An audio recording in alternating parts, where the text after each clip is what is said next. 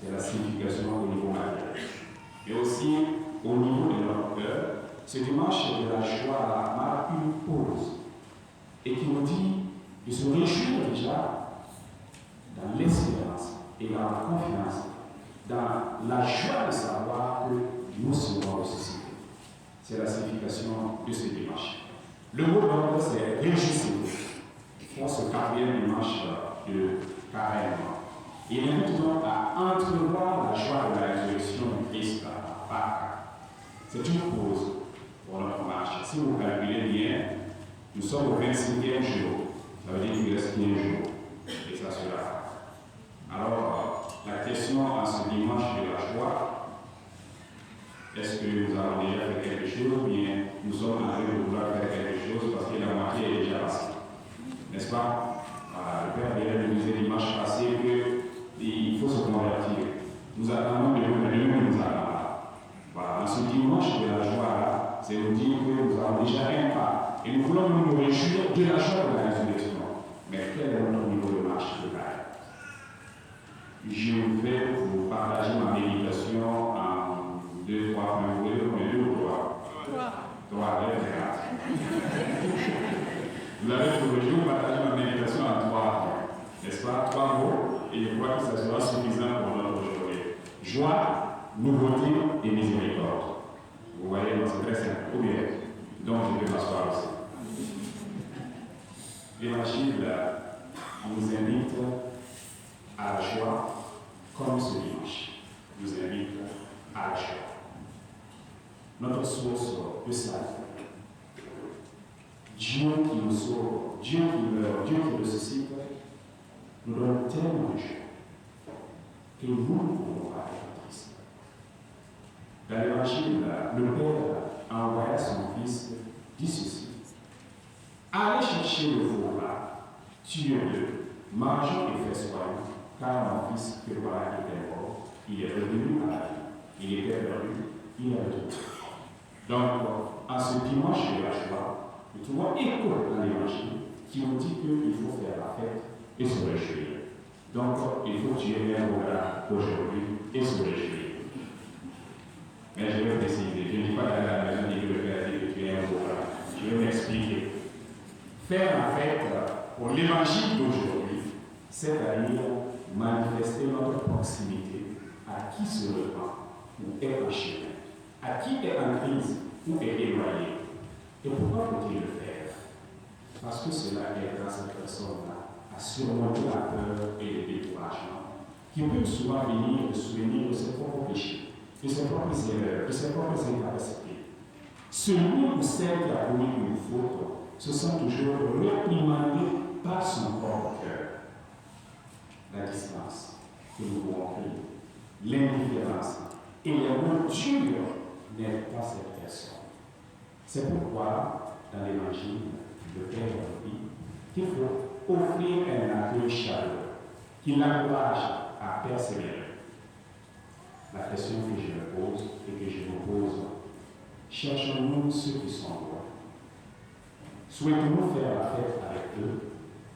Combien de bien peut faire un cœur ouvert, une oreille attentive, un sourire transparent? Frères et sœurs, faire la fête, c'est ne pas mettre mal à l'aise l'autre qui est en tort ou qui a trop bien péché. Le père de l'enfant prodigue pouvait bien dire: c'est bien mon fils, voilà, tu es revenu à la maison, c'est bien.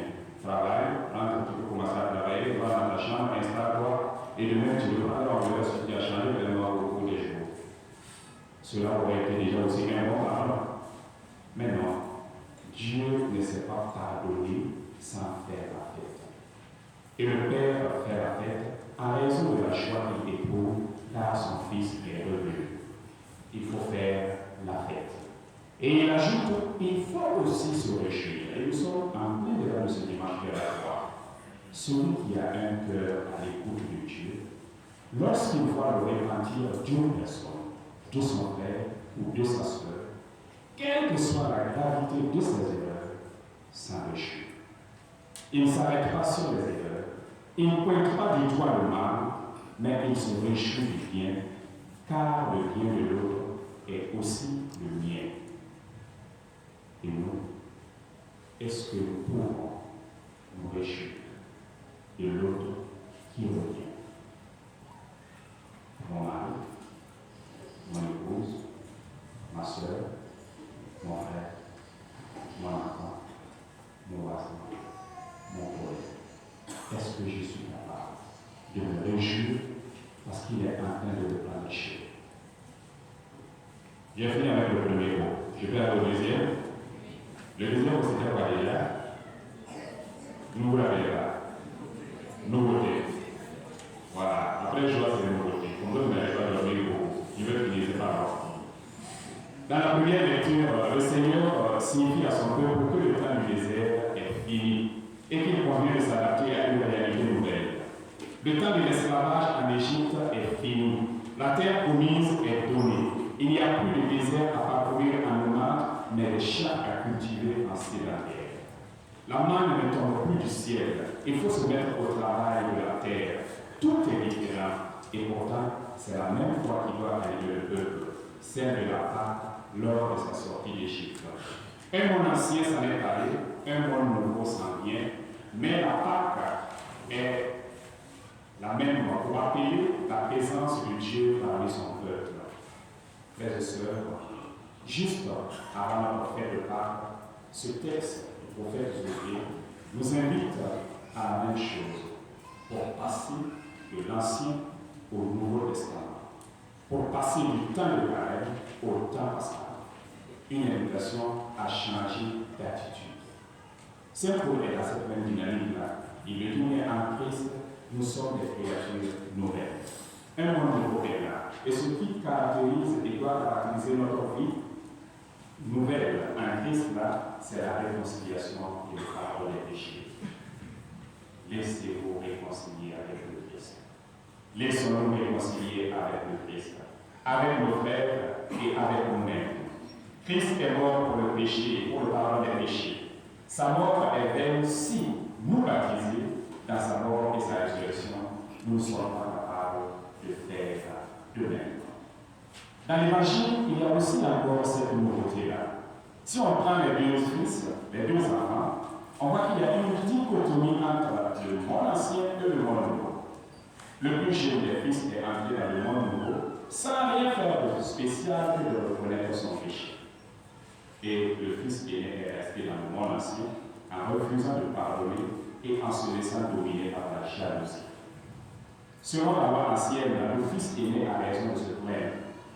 Mais selon la loi nouvelle, instaurée par le Christ, il a tort. Il n'a pas revêtu les habits de l'homme nouveau. Il n'a pas accepté que son monde ait changé et qu'il faille qu'il change de comportement envers son père et son frère. Son père a pardonné.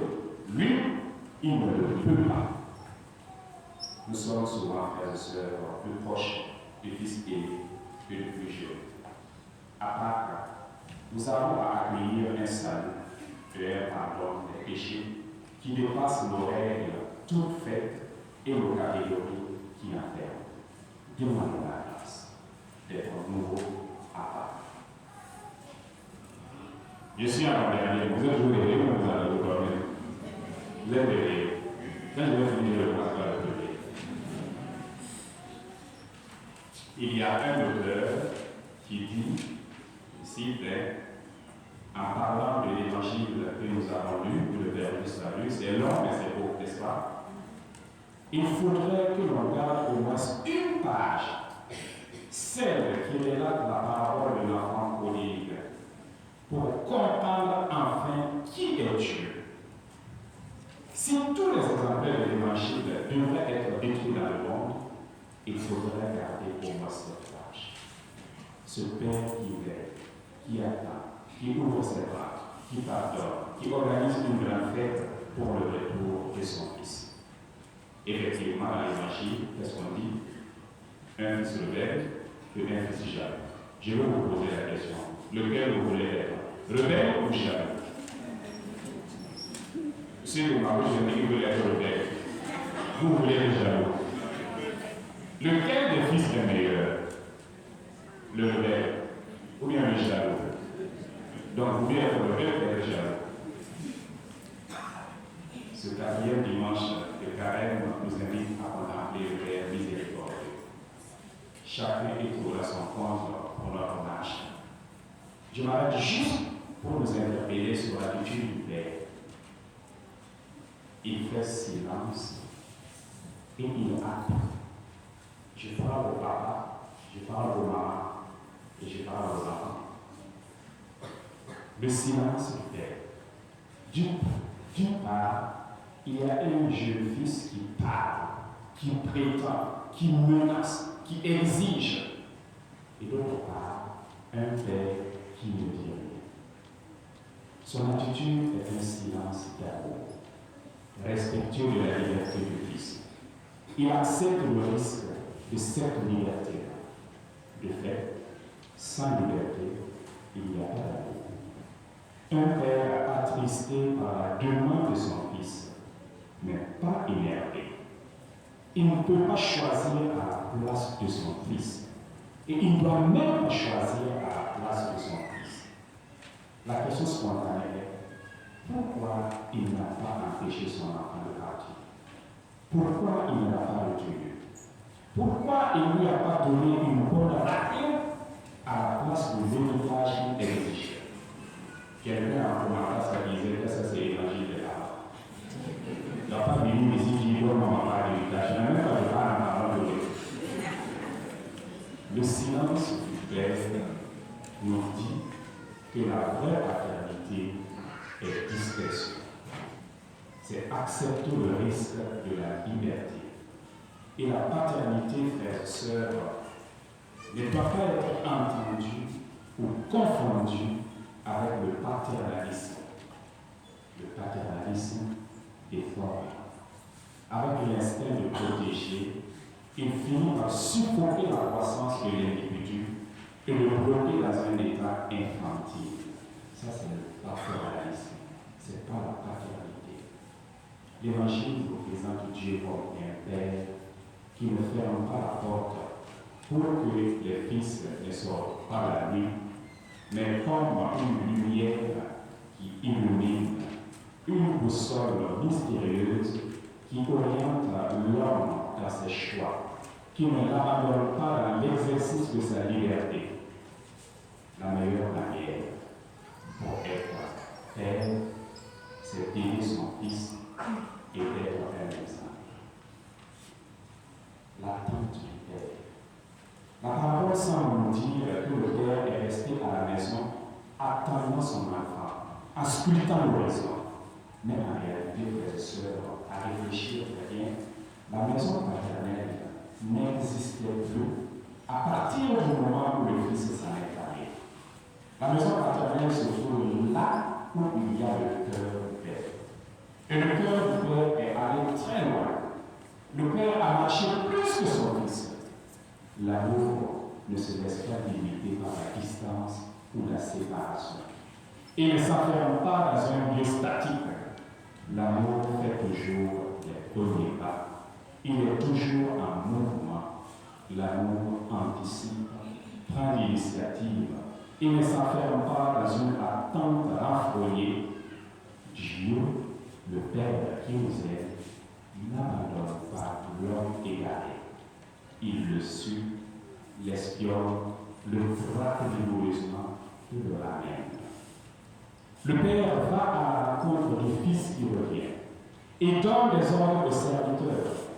Mais il va aussi sortir de nouveau pour convaincre le Fils aimé, rester à la maison, fidèle à la loi, fidèle à nous, obéissant, soumis.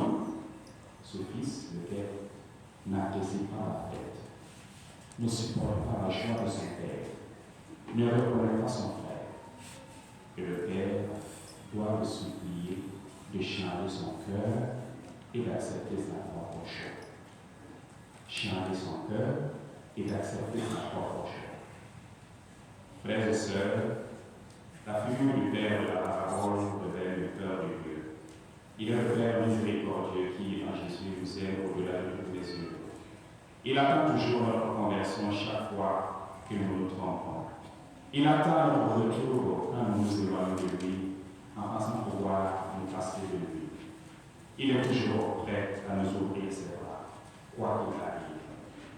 comme le Père de l'Évangile, Dieu continue lui aussi à nous considérer comme ses enfants lorsque nous sommes égarés.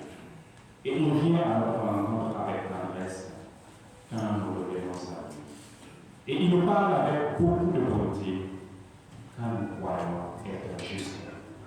Les erreurs que nous commettons, même si elles sont grandes, n'affectent pas la fidélité de son amour dans le sacrement de la réconciliation.